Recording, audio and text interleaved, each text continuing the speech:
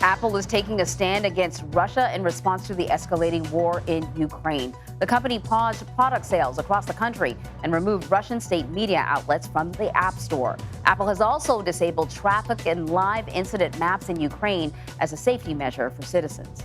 The world's largest shipping companies have also suspended shipments to and from Russia. They're citing major concerns over safety and operations. The move only increases Russia's isolation as global businesses cut ties with Moscow.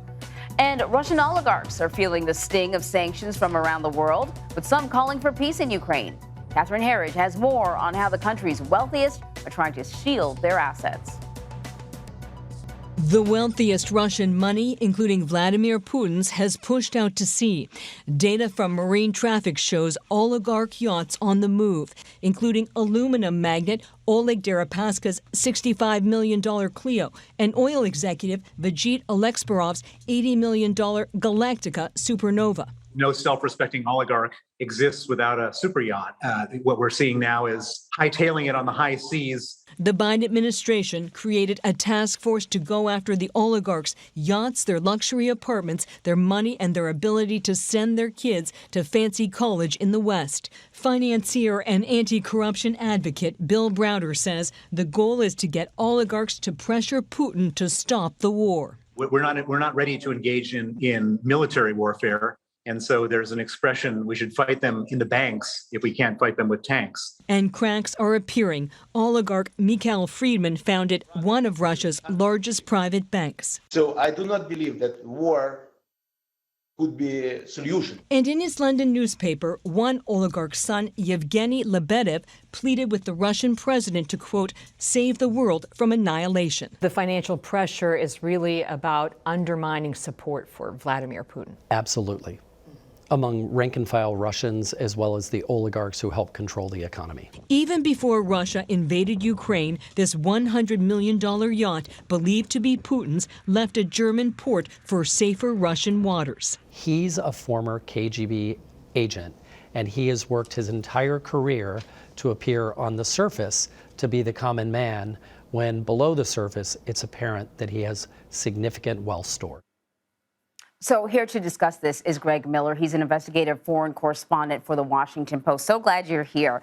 My first question is any of this stuff going to actually work against these oligarchs? You know, Boris Johnson was kind of talking about the sanctions against 3 oligarchs in the UK, and the sanctions amounted to a third of their wealth. So they're plenty wealthy, even, despite what's happening. Yeah, but I think that already we're seeing the pain that they are experiencing. Just in the comments of some of the oligarchs you just mentioned in your segment there, one of them, Mikhail Friedman, was sanctioned by the European Union just 2 days ago and immediately issued a statement saying that how unfair this was, how punitive this was, how hard he would fight to get this reversed. I mean, this hits oligarchs where they feel it most, their ability to reach their wealth in the West. And the last thing many of them want to do is face a future in which they are confined to Russia, whether they are rich there or not, and unable to get to their apartments, the yachts, condos, private schools that are the spoils of their wealth. That is so fascinating.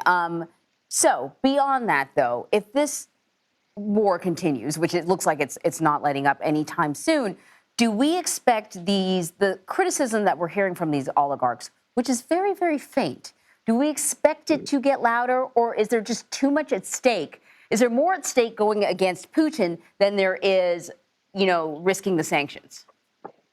Well, I mean, I spoke to a very seasoned State Department expert on this field who said that even as faint as it's been this week, the statements from Oleg Deripaska about pushing for peace, the statement from Mikhail Friedman saying this war is a mistake, are as loud as anything that any experts in this area have heard since the end of the Cold War.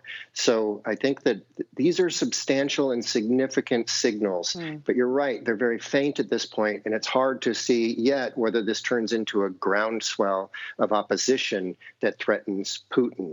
That's the sort of big question looming over these economic measures that are being pursued by the United States, the European Union, and here in the United Kingdom. Greg Miller, I hope we can talk to you more about this, but we're running out of time because I think it's a fascinating area of conversation. Thank you so much. Thank you.